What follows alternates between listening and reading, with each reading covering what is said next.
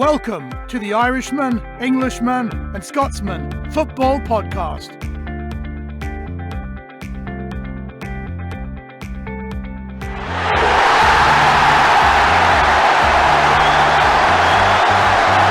Hello and welcome to the Irishman, Englishman and Scotsman Football Podcast. We have a very special show this evening. Joining myself and Kevin is the Premier League champions Liverpool's throw-in coach, Thomas Grønnemark. Thomas, thanks for joining us. You're absolutely welcome. I hope I pronounced your name correctly as well. Grønnemark in Danish? Yes, it's just like Grønnemark, but that's okay. I think you were pretty close there, so it's accepted. Tak, sil tak, mange tak, godnet. That's the height of my Danish. Yeah. Speaking of Danes and football, so when I was growing up, I was a huge fan of Jan Molby. Just were you aware of Molby when you were a bit younger? Was he a hero of yours? Yeah, I think he was a big hero in general in Denmark in general, because he played at a very good team, also a successful team. He was on the national team himself, so he was a big Danish hero, I think. And I actually got the chance to meet Jan Molby here. I think it was January 19, where I had a talk for some fans in Liverpool, and I met Jan because he was also talking there. So absolute gent, great guy, funny, warm. Yeah, only positive things to say about Jan Molby. He was famous in Liverpool for speaking with an amazing sort of Scando Scouse accent. Have you developed something like that as you've been living and working in Liverpool? No, actually not. And the reason why is not, I'm actually not living in Liverpool. I'm a freelance throwing coach. So I'm visiting Liverpool once in a while, but I'm also visiting, many other countries. So if I have to get an accent from every country, I think I would talk in a pretty funny way. So, yeah. Thomas, were you always a football fan, and did you watch Euro 92? Yeah, I've always been a football fan, and I've started playing football. I think I was 5 years old or so in 1980, so many years ago. And so I saw the 92, and of course, one thing is that it was special that a small country like Denmark won the European Championships there. But what many don't realize is that they were actually on vacation, the whole team, because they hadn't qualified for the Euros. Right. It was the former Yugoslavia, but because of the war down there in Balkan, they were called into the Europeans, and all the players, they were laying by the swimming pool with big drinks and beers, and so it was even a bigger surprise than many things. So, but of course, it was a total celebration in Denmark when we won that championship. It was a great team too, with Schmeichel and the Laudrup brothers. Before you got into football, you had a pretty varied career by the sounds of it. You were into bobsleigh, right? How did that happen? Yeah, first of all, I'll say I had been playing football for many years myself up to U19, and I was pretty talented, playing the best Danish U19 league there, and also played against really good players like, for example, Thomas Grønnemark, who later played for Celtic and Real Madrid. So I was talented, but I wasn't good enough to be a professional football player. I had like two really big strengths. First of all, I had a really awesome throw-in, and then I was really fast. I never lost a running duel in football ever. So in the mid-90s, I went to athletics, and already the first year was coming on the Danish national team, sprinting 100, 200, 400 meters and relays. And I had a good 6 years there with, several-time Danish champion also. I won the European Championship for clubs together with my club teammates from Aarhus 1900, and we won it in 2000 in Paris. So my athletics career was pretty successful. But in 2002, I've never been better, but I was training alone because I had moved to a small city in Denmark because I met my wife. And so even though I had set personal records on 100 and 200 meters, it was just like turning into numbers instead of wrestles. So I had to find a team sport. And in 2002, I came on the Danish national bobsleigh team. And it actually started in 1998. So I followed it on the sidelines. So from 2002 to 2006, I was traveling all around the world, the whole Europe, Canada, the States. It was 4 fantastic years. And yeah, it's a totally crazy sport. You're normally going 130 to 150 kilometers per hour in top speed, and you're crashing and going to the hospital and everything. But you're together with a small team of 7-8 guys, athletes, staff, and so and like in foreign countries, like half the year or so. So it was 4 fantastic years, and it was actually in the middle of that bobsleigh period where I got the thought, hey, can I be a throwing coach? I'm interested. Before we get onto that, sorry, I just can't resist. What was the worst injury you had when you were doing bobsleigh? I think I didn't have any life-threatening injuries, but I'll say we had a crash in Cortina in Italy where I had several injuries and went directly with the ambulance to the hospital. And I think even though I was only like out for 3 weeks or so, it was quite a big shock there because there's only very few people in the world who has ever tried to crash in a bobsleigh. But when you try that once, it's like going to hell. Or it can also be like it's a little bit like a traffic accident. It's just taking, instead of 5 seconds, it takes like a minute because you're normally crashing all the way down to the bottom of the track. So of course you have to be mentally strong one and the other way to deal with that. So I think that was the worst experience there. God. So you're a great athlete, really fast. You were involved in this incredible, hell for leather type of sport, and you had you had this amazing throw-in. So I'm really intrigued as to how you go from that to thinking, wow, there might be a career in this for me. What was the thought process, or actually how did you actually get started in coaching the throw-in? Yeah, when you hear my background, some people saying, "Hey, what is that with to do with being a throwing coach?" But when you hear it, it's actually pretty logical because I had my own background in football. I had a really good long throw in myself. I had a lot of knowledge from athletics. Even though I was a sprinter, I looked a lot on the throwers too. So see all the movements, how does the body work, and so a really big interest there. And also from bobsleighing. What does that have to do with throwing coaching? First of all, we did a lot of video analysis. We did several thousands video analysis of the start every year, like going from frame to frame to frame to see where's the body position. So I had that with me. And then the last thing from bobsleighing was we were very innovative. Did a lot of things never seen in the bobsleigh sport before, even though it was 100 years old. So all these things put together meant that in January 2004, we had a cooperation with the German National Bobsleigh Federation, and we trained together with them. And sometimes in the warm-up, we played like indoor football. And one day I just made a throw-in from one part of the indoor pitch to the other, and everybody was just like, whoa, what happened there? And then I thought, hey, if I can make a good throw-in myself, couldn't I teach other players to do the same, football players? So I went directly home from that bobsleigh trip, and I went to my local library and thought, hey, if I should be able to do that, I have to read a book about it. So I searched after that throw-in book, but no books at all. And I searched the internet and nothing serious. So I thought, hey, better make my own throwing course. So I used approximately 6 months to videotape myself to see, hey, how is my body position, the hip, what kind of grip should you have, what kind of running, and so on and so on. And then in the fall of 2004, I had a throwing course, but to be honest, I didn't know if it would work because I've only like tried it on myself, but I was pretty sure. So I could have been starting with a youth or amateur team, but I had the courage to ask a local Superliga team in Denmark called Viborg. Luckily enough, they said yes. They had a very innovative coach called Ove Christensen, and they improved their throw-ins a lot. They scored a lot of goals after throw-in situations, and that year that season, the club had its best placement ever in the Danish Super League. So all in all, it was a big success. And the year after, it was FC Midtjylland, an even bigger club in Denmark. And so I had.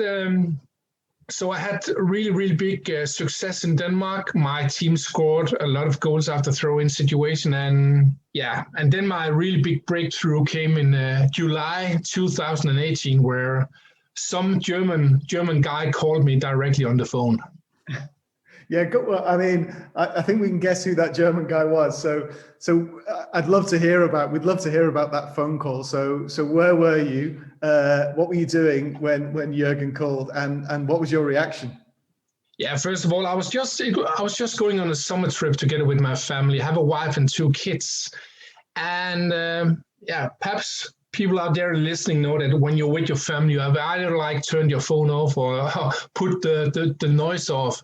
So I had, just before we went into a chocolate shop together with my family, I just looked at the phone because I just turned the noise off there. And I could see there was a plus 44 number that's been calling. And I've been having a company for many years because I'm also doing talks and so on. And when you have a company, there's a lot of strange people who are calling you. So I just thought it was a guy from England who was calling because I could see it was a plus 44 number. So I just listened to the voicemail, and then it was just Jurgen Klopp on the voicemail. And if I hadn't been sitting in the car seat there, I'd probably been tumbling over. So I was lucky sitting down there. So I tried to call Jurgen back. I was totally in shock because my big dream has always been to coach in big leagues and especially Premier League. But he didn't answer. So I went into chocolate shop together with my family. And when I came out again, I thought, hey, better drive home to myself because that would probably be the most important call ever in my life. So I want to go home and take it in quiet surroundings. So I was driving the car, my wife sitting beside me, the kids in the back, and then suddenly my phone rang and my wife picked the phone up and she said, "It's Jurgen." And then I just took the car, drove directly to the right and into a grass field. And I picked up the phone and it was Jurgen Klopp. And he said, "Hi, Thomas. I read about that you're a throwing coach. And yeah, we had a fantastic season last season with a 4th place in the Premier League and a Champions League final, even though we lost to Real Madrid. But we were so bad at the throw-ins. We lost the ball almost every time we had it at throw-in. And I tried to do things," he said, "but it didn't work." So he invited me to Liverpool's training ground, Millwood. And it should only been a meeting like the week after, but after I had my meeting with Jurgen Klopp, he was so convinced that I had the chance to coach 21 Premier League players already the day after. It was all the players who weren't injured or at vacation after the World Cup. So, and I think already the week after that first training, I signed my first contract with Liverpool FC, and now I'm at Liverpool for my 3rd season. So yeah, I love it. That's fantastic, Thomas. Do you just work with the fullbacks, or does everyone get involved? Oh, I'm working with all the players. Of course, I'm often doing some specific things with fullbacks, but most of the times I'm working with all the players. I'm working after what I call the long, the fast, and the clever throw-in philosophy. So some people think I'm only doing long throw-ins and training technique. Yes, of course I can do that. Most players are improving between 5 and 15 meters just with technical improvement with my coaching. But I'll say 90% of my coaching is what I call the fast and clever throw-ins. And if you have to put it like, boil it down to a few short things, I'll say that my general coaching is about increasing the player's throwing intelligence, so taking good decisions. And perhaps the most main thing here is that we are creating space when we have a throw-in, because most teams are just standing still or just hurling the ball down the line because they rather lose the ball down the line than keep it. So I use most of my time to learn the players how to take intelligent throwing decisions and also create space between them. So a lot of time is going with learning the outfield players to create space, not only by themselves, but especially together with their teammates. So I'm working with 3 different zones around the pitch and then 50 different specific throw-in tools. And before anyone thinks that, hey, is it a little bit like American football with a playbook? No, it's just like the basic things I'm learning the player. Of course, I'm starting with the very, very basics first, but after the throw-in tools, the players are also putting on their own fantasy, imagination, creativity. So in theory, we have millions of options every time we have a throw-in, and that's much, much harder to mark and guard than if you have a playbook with perhaps only 1, 2, or 3 options in each zone. Giovanni Trapattoni, who was here at Salzburg, he always said football is a game of fine margins. But this is a small thing, but it makes a big difference, right? The throw-ins. No. Yeah, I don't agree with that, because that may sound a little bit weird. Of course, I agree with it. It means a lot. But people are saying it's small margins, marginal gains. They're totally wrong. Now, listen to the numbers. There are normally between 40 to 60 throw-ins in a match. In each match, you're normally using between 15 and 20 minutes on the throw-ins and the following throw-in related situations regarding the movements by the players. So it's not small margins, it's gigantic margins. The only reason why a lot of people are saying it's small margins, marginal gains, is because the throw-ins have been neglected in football for 140 years. We've just been saying, hey, it's a throw-in, let's get on. But throw-ins are winning games, throw-ins are losing games. Before I came to Liverpool, Liverpool only had a possession on 45.4% on throw-ins under pressure where the players are marked. They were third last in the Premier League, number 18 in the Premier League in this skill. So like Jurgen Klopp said, they were really bad. But in my first season, we went up to 68.4% and went from number 18 to number 1 in the Premier League. So it's gigantic gains you can do with throw-ins. And I'm not only saying because I'm the only throw-in coach in the world, but I'm just saying, look at the numbers, look at the data, look at the statistics. So it's only because it's been neglected.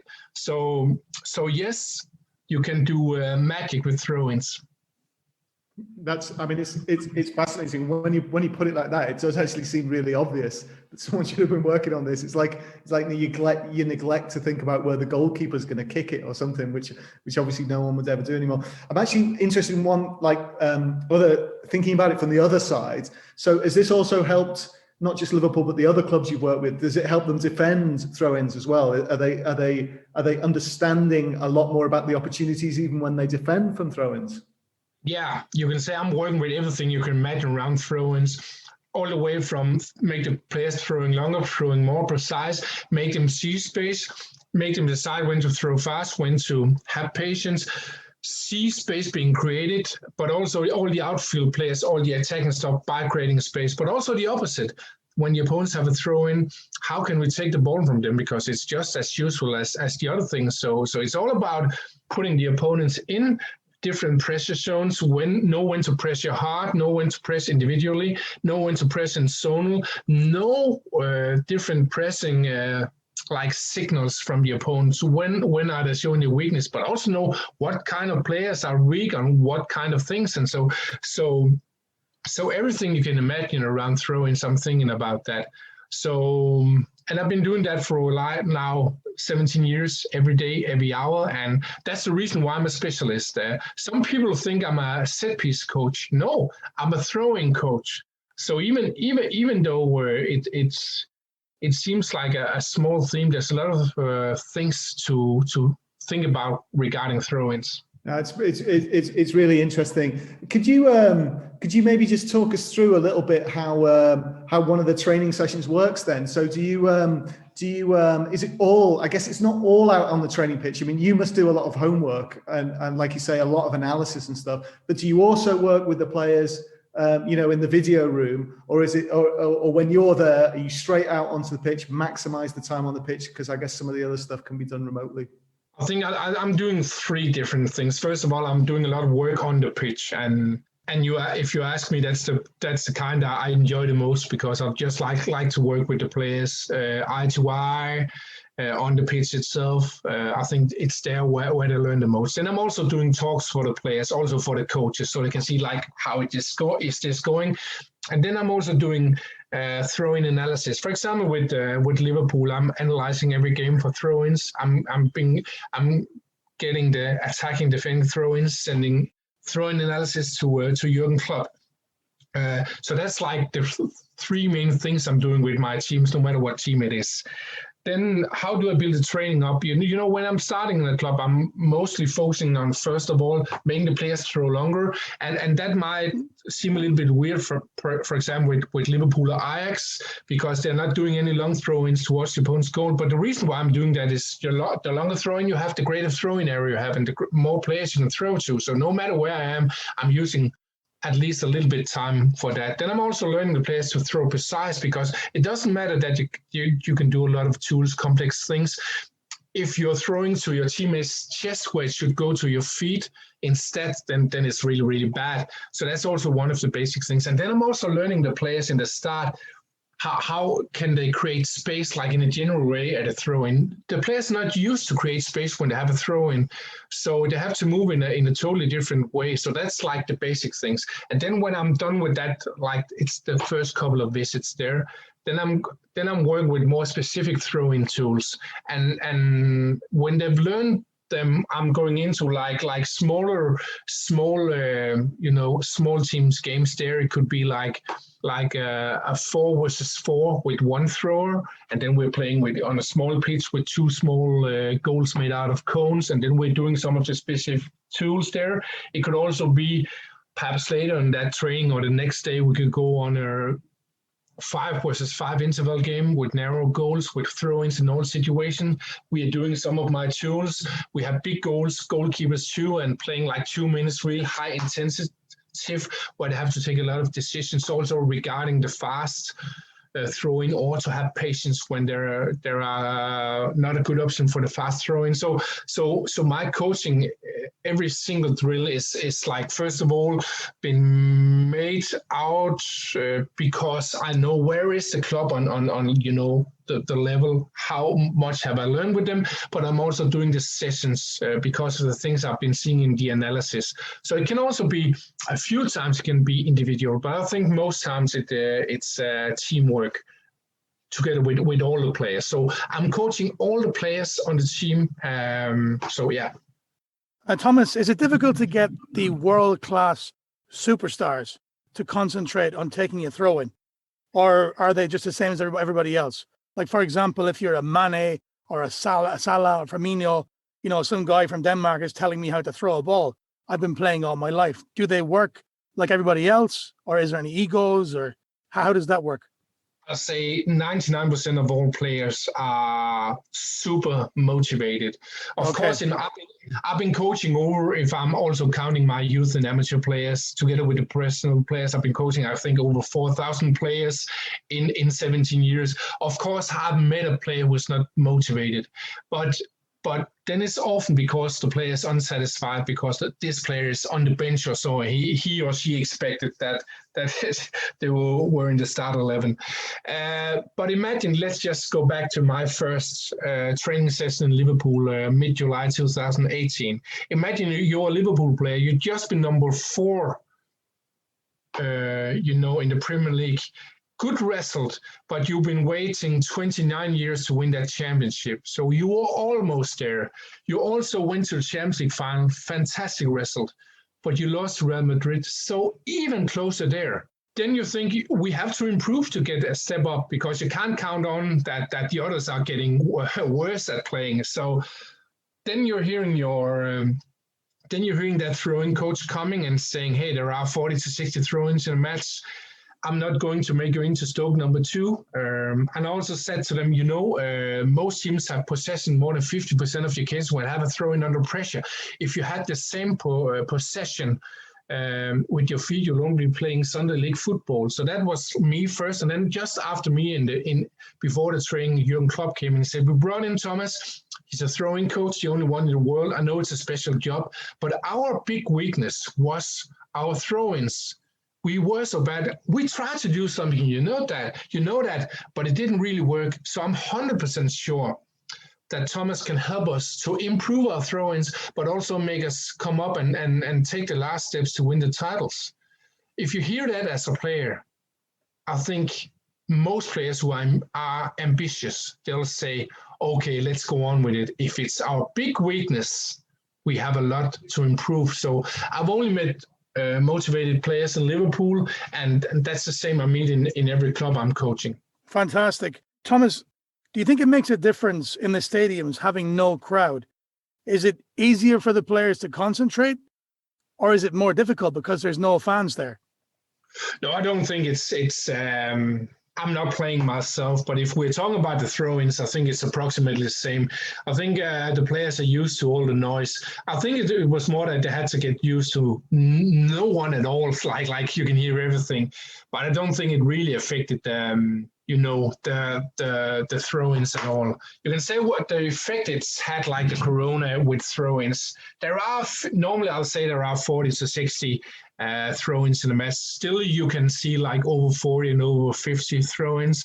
But in some games, there have been a little bit fewer throw-ins. And the reason is that because the players and the teams are playing so many games, there are a little bit less pressure. We have measured that it's pretty known factor. And if you have a little less pressure, you don't have so many throw-ins, because it's often when you make a throw-in, it's often if you get a throw-in, it's often because you're under pressure and making a bad pass or getting in an even harder duel, and but I think it's approximately the same now as before. So I'm really interested that your work with Liverpool has coincided with this golden period, basically, for Liverpool. So that must be like really satisfying for you personally. But I'm interested. I've seen most of Liverpool's games over the last couple of years, but I just wonder. I don't know them in that much detail. But has there been like a moment? Was there a moment, like a particular goal or a particular move from a throw-in where you just chuckled to yourself and thought, actually, well done, guys. That's straight off the training grounds. I'll say that we have that in every game, several. And of course, if I'm revealing too many, I'll revealing not only my own secrets, but also Liverpool's. But I'm just, in every game, there are 2, 3, 4, 5, sometimes up to 10 situations where I'm thinking like, wow, that's just unbelievable. And for me, if I see a fantastic throw-in with the right movements, doing my tools, it's like other people are sitting in the cinema and seeing a perfect scene in a movie. I could just as well sit with the popcorn there. So there are so many situations. Of course, one thing is to improve possession but we also scored last season 14 goals after throw-in situations all around the pitch. I think this season we're up to like 8 or 9 or something like that. So it's really, really good. But it's also about, you also have to remember, when you keep possession, you're also keeping the opponent from getting the ball. And if the opponent's getting the ball, or if we are getting the ball from the opponents, you're normally being caught out of balance because you're having like attacking mindset on the way forward and suddenly the other way. So we also scoring sometimes when the opponent, we take the ball from the opponent. So I see a lot of fantastic situations in each match. Normally we are 20, 30, 40% better than the opponents at throw-ins under pressure if you're looking at the percentage. And some games it's even more extreme. For example, last season we had a game against Spurs where we had 9 out of 9 throw-ins under pressure, like 100%, and Spurs had 4 out of 16. That's 25%, so difference of 75%. So normally we are beating the opponents really, really big on the throw-ins. That does sound starting to make a really significant difference. What are speaking about significant differences? What's the new training ground like now? I know Liverpool moved into this new training complex in Kirby, I think, away from Melwood. Have you spent much time there yet? No, I haven't really. I've been, I haven't been there since the new training ground. I was in Melwood together with the team. I was also in Austria on the training camp. But the challenge here with the Corona it's been really, really, really, really challenging to come into the UK. I've been to France several times, Belgium, Austria, other places also in that time. But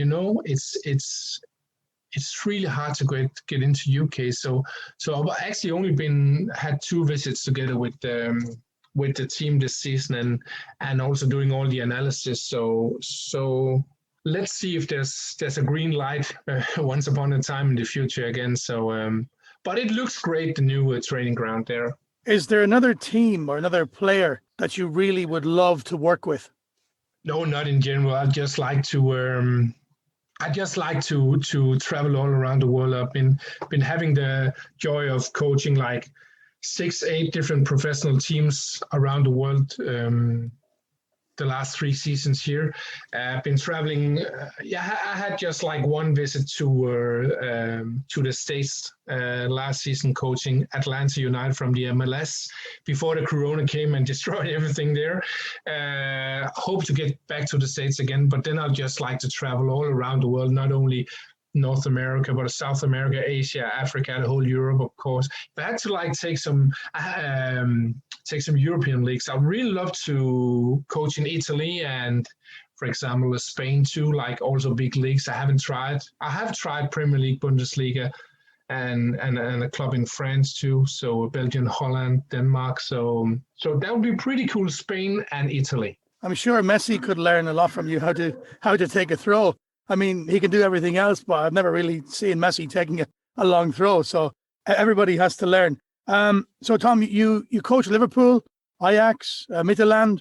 Was there a team in Germany? Yeah, I'll say that Ajax and Midtjylland, that was like, Midtjylland was the last 10 years, not this season. Ajax was last season. I coach, the first season I coached Liverpool. I also coach RB Leipzig just for a pretty short while.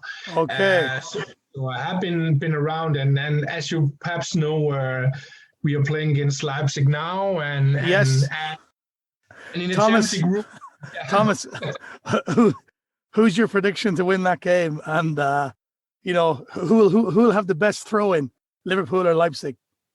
Yeah, it's absolutely Liverpool, and that of course one thing is that I've been coaching Liverpool for 3 seasons now, but also in Leipzig I was only coaching the long throwing. I think it was a little bit because Ralf Rangnick called me directly, just like Jurgen Klopp did in July, almost like in a couple of days. These two called me directly, so that was a little bit special. They read the same article in the German newspaper Bild. But when I came to RB Leipzig, there was a lot of new staff there. Like, I think almost all the staff was new, a lot of confusion and I really tried to get all my knowledge around the fast and clever throwing in. But I only had the chance to work with the long throwing, and that was actually quite a shame, because they've been getting much more out of the fast and clever throwing. So I think, but I know that Liverpool's throw-ins are much better. And again, let's see what happens in the next game. You can't even talk about home games here, because it looks a little bit like, I don't know for sure, but it looks a little bit like the second game would also be in Hungary because of traveling restrictions. And if you're 2-0 ahead in the first, you'll probably be the favorite to go on. But we've shown ourselves also against Barcelona that everything can happen. So it's, I think, celebration is first after the final win. So.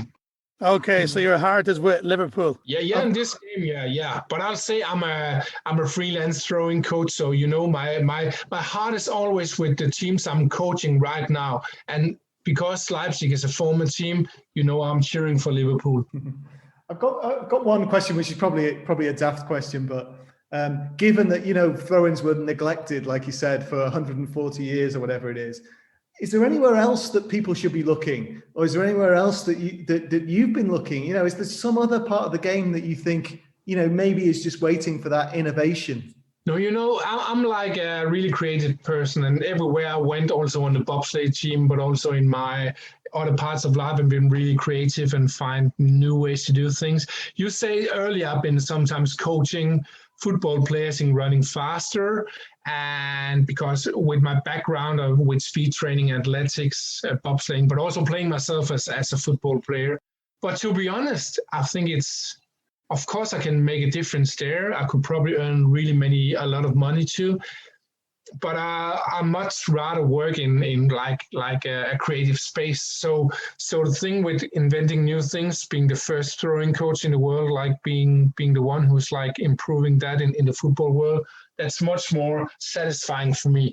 So if I concentrate and I have to have the motivation for it, I could probably find other things in football. But right now I'm just concentrating on the throw-ins. So yeah, that's it. You're making me feel guilty, because all the time my son was playing football, a lot of the time he played left back, and I know nothing about football like any other fan, but I always used to say, just down the line, son, just down the line, so you don't lose possession. So I was giving him really terrible advice, was I? Yeah, but I'll just say you don't have to feel guilty, because I'm not like making fun of football coaches the last 140 years because they're saying just hurl it down the line, because it's only a question of lack of knowledge. And one guy or one woman should be the first to say, hey, we can do it in a different way, and that just happened to be me. So I'm just happy that I can every coach, every player, and also every parent I can help with my throwing knowledge. I'm just happy. That's also the reason why I'm having a YouTube channel where I'm giving free advice. That's also the reason why I'm having my homepage where I'm giving my best 4 secret throwing drills.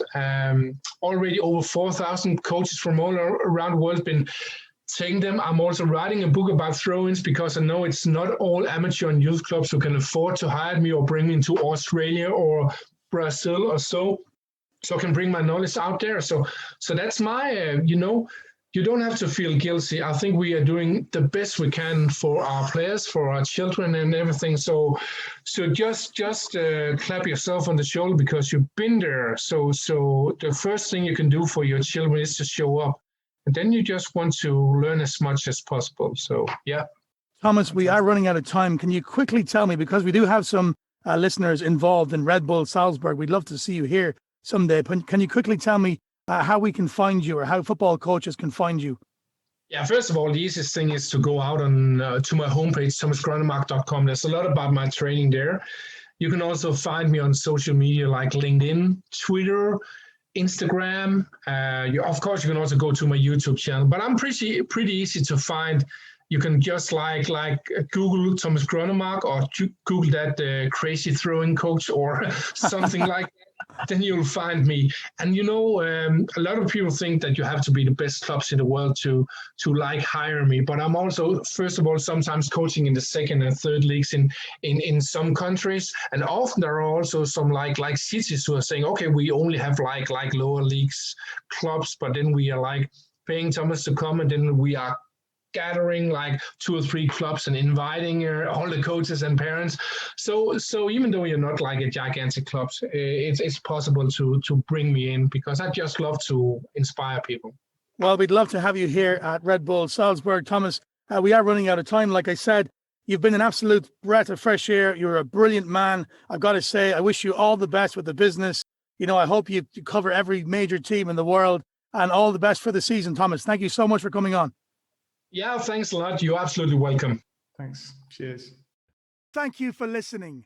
If you'd like to hear more of our podcasts, please click on the red subscribe button on the bottom right-hand side. Thank you.